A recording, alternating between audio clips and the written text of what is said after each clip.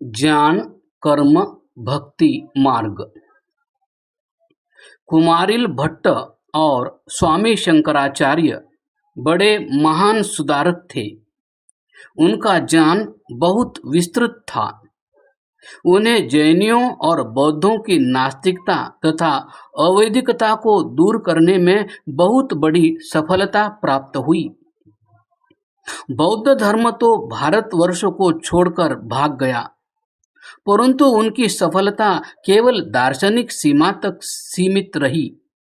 जैनियों और बौद्ध दोनों में दार्शनिक गुत्थियां उत्पन्न हो गई थी।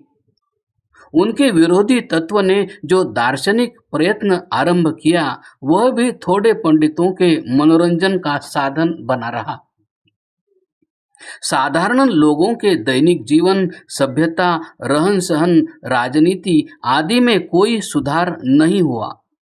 दार्शनिक एकता भी देखने में नहीं आती। भारतवर्ष के प्रसिद्ध वैदिक दर्शन भी एक दूसरे के विरोधी रहे। वेदांतियों का कहना था, मीमांसका मांसल प्रज्ञाः, अर्थात मीमांसा वाले मूर्ख होते हैं। न्याय और वैशेषिक को वह अर्ध नास्तिक कहते हैं। योग और सांख्य को श्री शंकराचार्य ने अमान्य माना है। यदि लोगों के हृदय में श्रुति अर्थात वेद के लिए कुछ घृणा उत्पन्न हो गई, तो उसका जनता पर कोई प्रभाव न हुआ। जनता में मूर्ति पूजा ही प्रचलित रही, चाहे जैनियों की मूर्ति हो या बौद्धों की, चाहे पौराणिक हिंदुओं की। मायावाद और स्वप्नवाद ने इतना जोर पकड़ा कि कर्मशीलता में बाधा पड़ने लगी।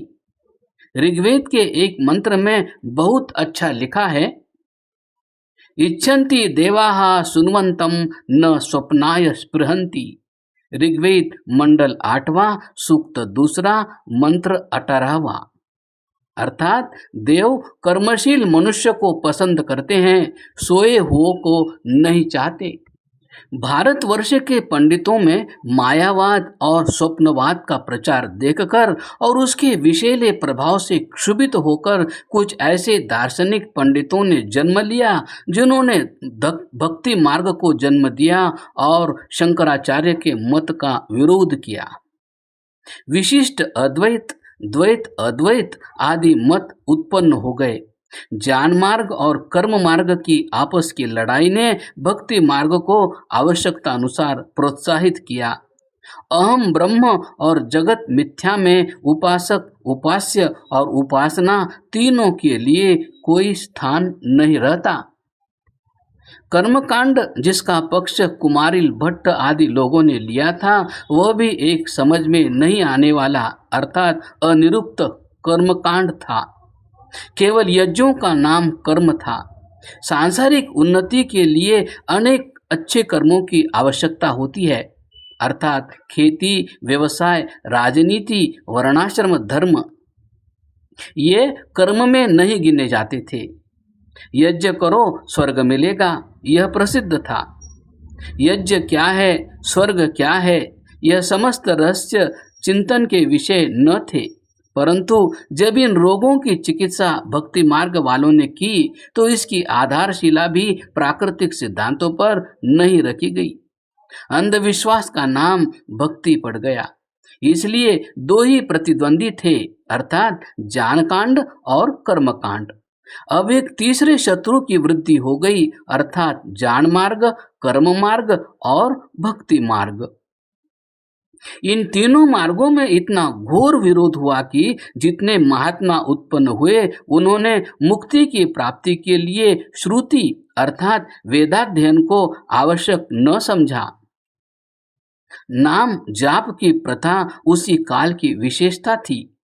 राम राम जपो पढ़कर क्या करोगे? व्याकरण की क्या आवश्यकता है? दर्शन शास्त्र की क्या आवश्यकता है?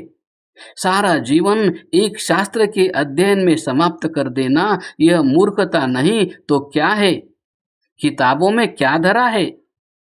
बहुत लिख लिख के धो डाली।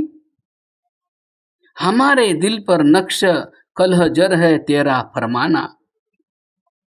इससे वेदों का अध्ययन छूट गया।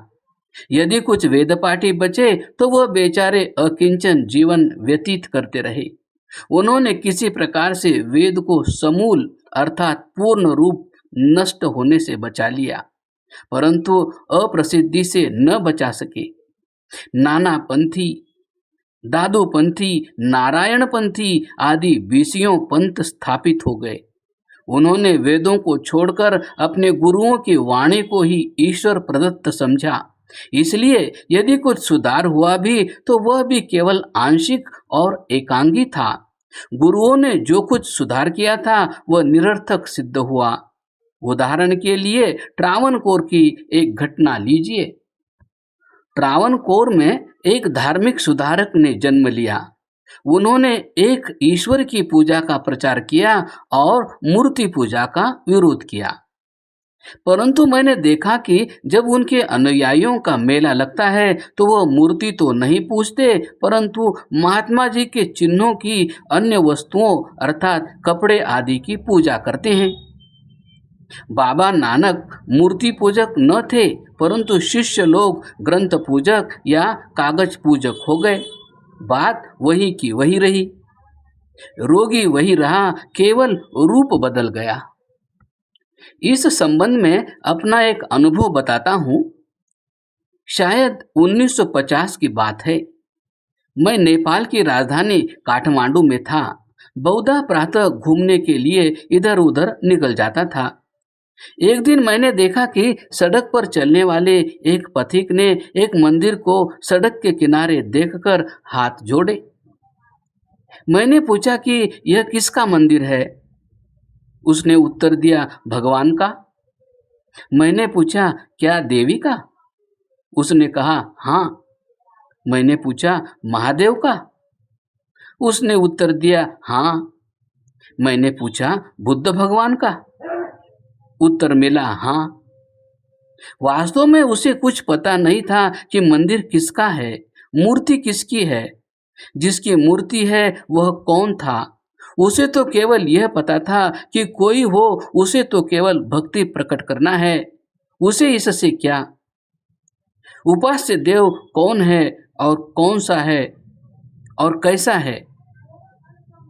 हमको सोने से मतलब है न पीतल से गरज, कोई शय चाहिए भक्तों की तसल्ली के लिए। आजकल सनातन धर्म की जो स्थिति है वह इसी प्रकार की जो अंधविश्वासों की है। हर पीपल का पत्ता देवता का पत्ता, देवता का घर और वस्तु उपास्य देव। ज्ञान मार्ग, कर्म मार्ग तथा भक्ति मार्ग की थोड़ी सी आलोचना कर देना अनुचित न होगा। थोड़ा विचार करें कि भूल कहाँ पर है।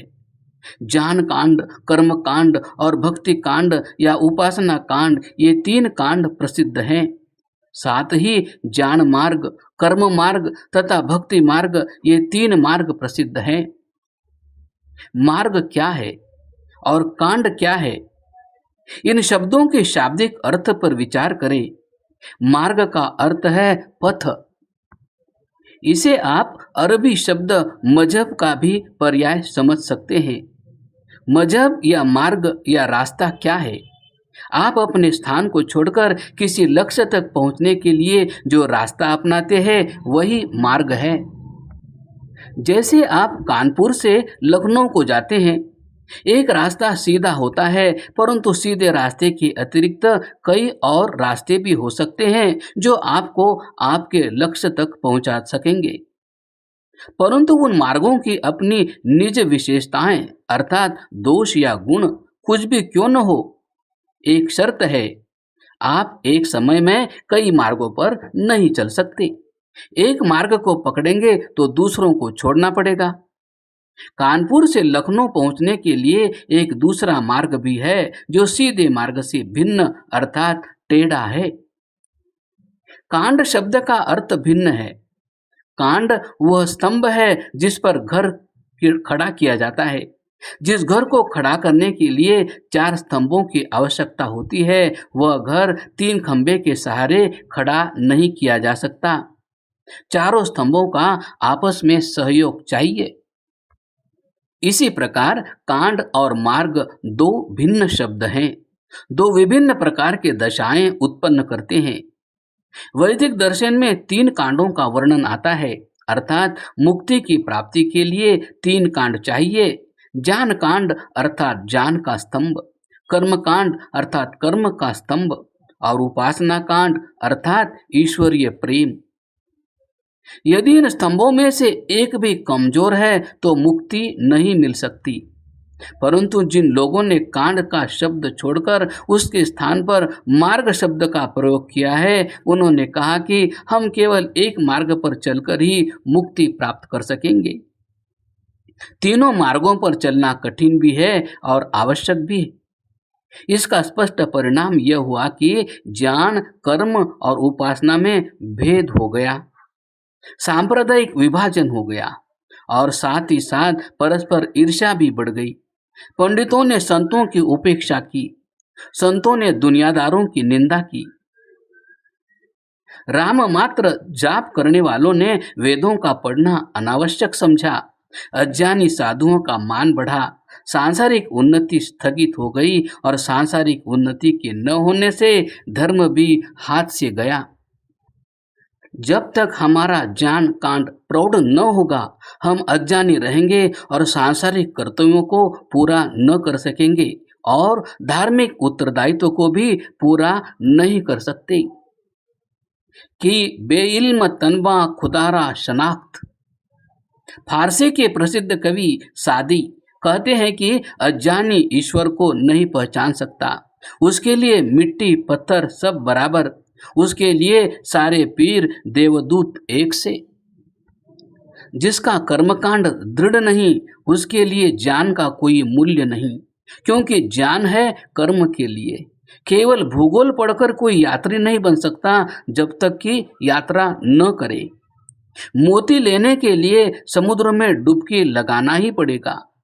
यदि विद्या भी प्राप्त की और प्रयत्न भी करते रहे और ईश्वर से प्रेम नहीं उत्पन्न हुआ तो ज्ञान तथा कर्म दोनों व्यर्थ, क्योंकि लक्ष्य तो दोनों का एक ही है।